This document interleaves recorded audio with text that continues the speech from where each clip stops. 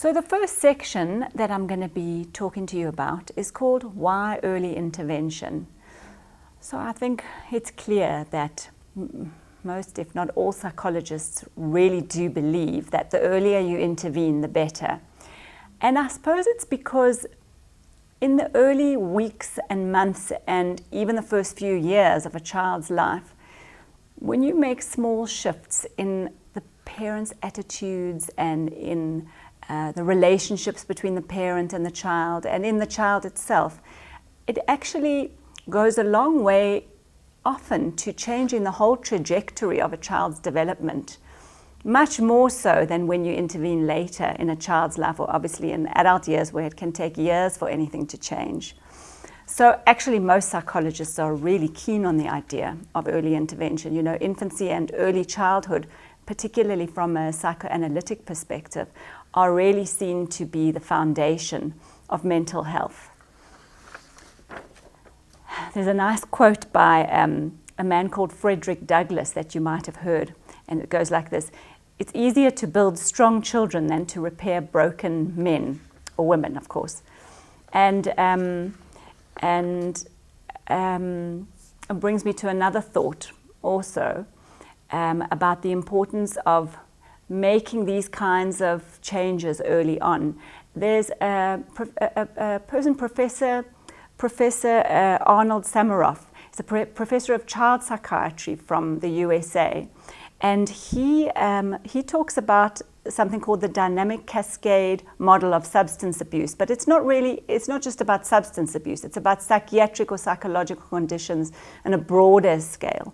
And so if you think about it in that level, what he says is the best predictor of substance abuse or any kind of mental condition is adolescent peer problems. The best predictor of adolescent peer problems is adolescent parenting problems. The best predictor of adolescent parenting problems, child peer problems. The best predictor of child peer problems, early behavioral problems. The best predictor of early behavioral problems, early parental problems. So from his perspective, when you intervene at that level, the early parental problems, that has an impact on each of those layers, which in turn influences mental health, substance abuse, but mental health in general, of teenagers, school-going children, and adults.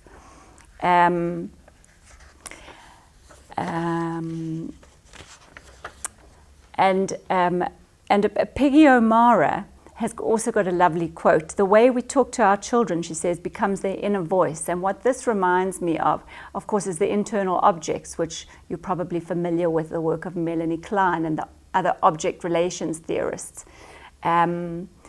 So really the experiences that you have when you're very young, in the first few weeks and months and years of life, and those experiences and those relationships from the early times, they stay with you, they remain with you in your internal representations of the world.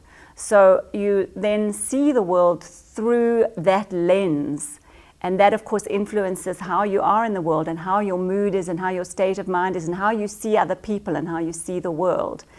And in turn, the way then parents talk to their children and their attitudes towards their children and the way they relate and engage with their children really becomes the inner voice of the child. So for example, a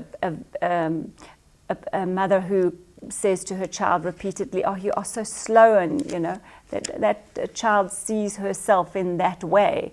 As the years go by, she sees herself in pretty much in the same way as she's been described as by her parents and the early caregivers in her life.